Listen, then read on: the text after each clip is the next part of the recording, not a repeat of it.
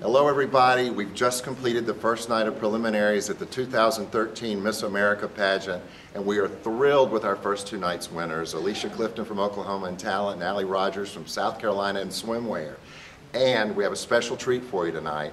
Dorothy Benham, Miss America 1977, has agreed to join us for this little webcast. The Miss America pageant is celebrating its 92nd year, and on Saturday night, January 12th, live on ABC, we'll be crowning our 92nd Miss America. But prior to the telecast, there's a 1-hour special featuring many of the contestants in this year's competition in The Road to Miss America, a documentary on ABC. So it's a 3-night event on Saturday night, 8 to 11 Eastern Time and 7 to 10 Central and Rocky Mountain. So I hope you'll all be with us. Dorothy, I'd love for you to share, if you would, the differences between the year you became Miss America and what you're witnessing in the last couple of years in this competition. And be nice. Okay, a very, very long time ago. There's many differences today. Of course, back in my day, we didn't have platform. We didn't have an on-stage question. And swimsuit or bathing suit, whatever it's been called over the decades, we didn't wear two pieces. We were the one piece, and it could not be cut up, so it went straight across the top of the thigh. A few years later, it went to being able to cut it up about an inch, and everybody went, ooh, ah, you know. And today you're all up there in these little itty-bitty bikinis with your washboard abs and muscle tone and all of that. So Allie, tonight you won swimsuit. That's pretty exciting, and I actually judged her this past summer. So did you prepare any differently coming into this competition? I really didn't. You know, I came into it knowing that, hey, it worked the first time, let's just do it again. And it helps having that foundation of a healthy lifestyle in the first place and not this 5-month, 3-month, 1-month crash diet right before the big night. Well, and speaking of crash diets, so that our young viewers out there know that they need to do this in a healthy way, what is your suggestion to them in staying in shape and really being healthy? For me, I grew up playing sports, and that's my passion, and so it's really easy for me to stay in shape because it's something I love doing. So find your passion, find something you like doing that'll keep you active, and remember, it's okay to cheat sometimes. I have my fair share of ice cream, and you know, I say that's what gives me the energy to go out and work it on stage. Mm-hmm.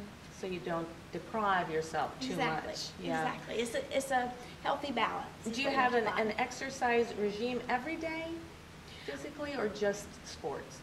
Well, I like to change it up. I mean, you do cardio and weightlifting, and then add in some Zumba, add in some CrossFit, and this is all stuff that I love doing because routine gets boring. And so change it up, keep it interesting, and you'll have a lot more fun getting into the shape you need to be in.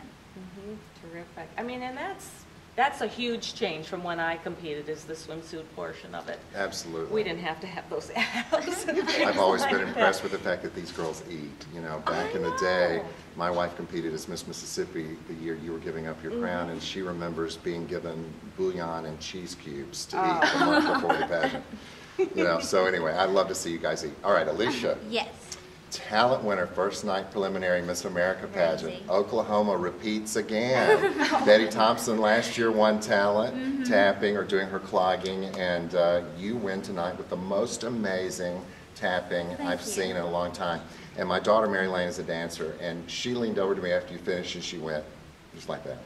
Perfect. Thank you. That's so sweet. She thought you were wonderful. Now, the first thing I want to ask is, how do you stay in shape to do those turns? Because that's not easy. And I think that anyone who knows anything about dance knows that those turns not only create a sensation for you as a performer, but are so difficult on your body. So why don't you talk to us about how you train for that and how you learned to do that, when you started dancing as a child, and why you chose this particular number? Well, I started dancing when I was about 4 years old. I started in your typical ballet tap class, and I fell in love with it, and my mom really encouraged me to continue to practice, and so that way I could be the best that I could be. And because of her teaching me that, I am a full believer in practice makes perfect. So I would always go out into my dance room that I have at my house that my parents built for me, and I would just practice my pirouettes because I enjoy them. I love spinning. It does take a lot of work. having to keep yourself in one position, because if you move one little part of your body, then you're going to fall out of that turn and it won't be as impressive. So just a lot of practice and a lot of hard work. Now, don't you hold some kind of special record for pirouettes? I do. I hold the Guinness Book of World Records for the most pirouettes in tap shoes, and I did 36. Unbelievable. Did you Unbelievable. get dizzy? I actually prevent from becoming dizzy by spotting, and that's a technique where you look at one spot, and every time you turn around, you look back at that spot, so it helps maintain your balance. Now, how did you choose the musical selection you danced to? Money Can't Buy Me Love. I love the original version by the Beatles, and I actually had a friend of mine who said, well, why don't you listen to this song? It's kind of jazz bandy, it's a little different. And at first, I'll be honest, the first time I heard it, I thought, I don't think that's me.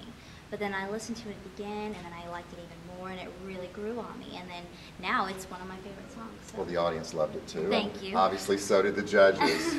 So congratulations to you thank you, both. thank you. This has been an amazing first night for us, and we're so proud of you in South Carolina and in Oklahoma. And I hope that everyone out there will continue watching, because we'll be back tomorrow night with our next set of preliminaries. I'm Sam Haskell. And I'm Dorothy Benham. See you tomorrow.